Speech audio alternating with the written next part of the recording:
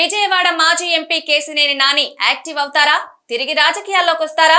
మరికొద్ది రోజుల్లో political re entry ఇవ్వనున్నారా అంటే అవుననే సమాధానం వినిపిస్తుంది. కేసినేని ట్రావెల్స్ ద్వారా రాష్ట్రంలోనే సుపరిచితం ఆ కుటుంబం. 2014లో అనూహ్యంగా టీడీపీలోకి ఎంట్రీ ఇచ్చారు కేసినేని నాని. బలమైన కుటుంబ నేపథ్యం ఉండడంతో చంద్రబాబు కూడా ప్రోత్సహించారు. ఆ ఎన్నికల్లో విజయవాడ లోక్సభ సీట్ ఇచ్చారు. దీంతో ఘన విజయం సాధించారు కేసినేని నాని. ఎంపీగా అందరితో మమేకమై పనిచేశారు. అందరి మన్ననలు అందుకున్నారు.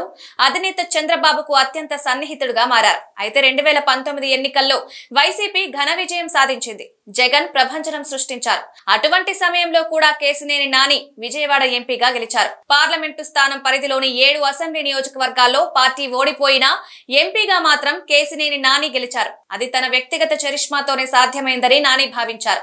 అప్పటి నుంచి నానిలో ఒక రకమైన ఆలోచన ప్రారంభమైంది. తనకంటూ పార్లమెంటు స్థానం పరిధిలో గుర్తింపు ఉందని, ఢిల్లీ స్థాయిలో కూడా తనకు పలుకుబడి పెరిగిందని ఆయన భావించారు.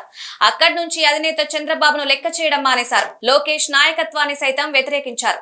దీంతో పార్టీ హైకమాండ్ ఈ ఎన్నికలకు ముందు టికెట్ ఇవ్వమని తేల్చేసింది. దీంతో కేసినేని నాని తన ప్రతాపం చూపిస్తారని చెప్పి వైసీపీలో చేరిపోయారు. 2024 ఎన్నికల్లో తన వ్యక్తిగత చరిష్మాతో పాటు వైసీపీ బలం తోడైతే విజయవాడ పార్లమెంటు స్థానం నుంచి సునాయాసంగా విజయం సాధించవచ్చని అంచనా వేశారు. తప్పకుండా గెలిచి తెలుగుదేశం పార్టీకి తనంటే ఏంటో చూపిస్తానని పెద్ద ప్రయత్నమే చేశారు.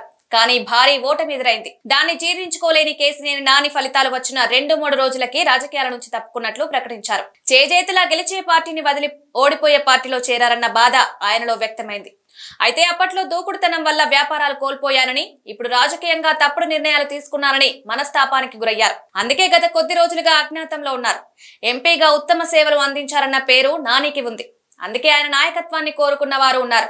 వచ్చే ఎన్నికల నాటికి యాక్టివ్ కావాలని కేసినేని నాని భావిస్తున్నట్లు సమాచారం. టీడీపీ నాయకత్వానికి కేసినేని నానికి మధ్య పెద్ద అగాధం సృష్టించడంలో స్థానిక టీడీపీ నాయకులు దేవినేని ఉమా, బోండా ఉమా, బుద్ధా వెంకన్న సక్సెస్ అయ్యారు. వీరంతా లోకేష్ నాయకత్వంలో పనిచేశారు. లోకేష్ అండతోనే వీరు తనపై రెచ్చిపోతున్నారని కేసినేని నాని అనుమానించారు. అదే సమయంలో కేసినేని నాని దూకుడు చూసిన టీడీపీ నాయకత్వం సోదరుడు కేసినేని నాని ద్వారా చెక్ చెప్పింది. ఇప్పుడు రాజకీయాల నుంచి తప్పుకున్నారన్న ప్రకటనపై నాని పునఃసమీక్షిస్తున్నట్లు తెలుస్తోంది. అటు జగన్మోహన్ రెడ్డి సైతం కేసినేని నాని యాక్టివ్ అయితే పార్టీ బాధ్యతలు అప్పగించేందుకు సిద్ధంగా ఉన్నారు. అయితే తీవ్ర తర్జన భర్జన నడుమ నాని వైసీపీలో యాక్టివ్ అయ్యేందుకు సిద్ధపడినట్లు సమాచారం.